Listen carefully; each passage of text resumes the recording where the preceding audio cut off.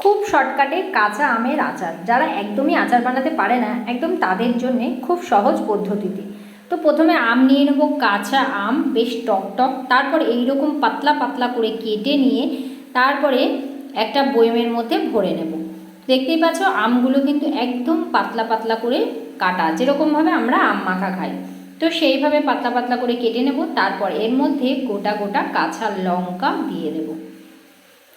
তো দেখতেই পাচ্ছ বয়মে কিন্তু ভরা হয়ে গেছে। তারপর এর মধ্যে দিয়ে দিতে হবে সর্ষে বাটা। তো সর্ষে বাটাও এর মধ্যে দিয়ে দেওয়া হয়ে গেল। তারপরে এর মধ্যে দিয়ে দিতে হবে হলুদ, পরিমাণ মতন দিতে হবে, খুব বেশি যাতে না হয়ে যায়। হলুদ, তারপর হচ্ছে সামান্য পরিমাণে নুন, মানে নুনটা আন্দাজ মতন, বেশ টক হলে সেইভাবে নুন দিতে হবে, অনেকটাই নুন টুন দিয়ে বেশ ভালো করে। আর দিয়ে দিতে হবে কাঁচা সর্ষের তেল। তো তেলটা কিন্তু গরম করে নিলেও খুব ভালো হয়। আর দেখতে পাচ্ছ তেলও অনেকটা দেয়া হয়ে গেল।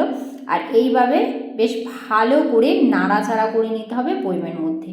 ব্যাস হয়ে গেল আচার। তারপর এটাকে রোদে দিয়ে অল্প অল্প করে খেতে হবে।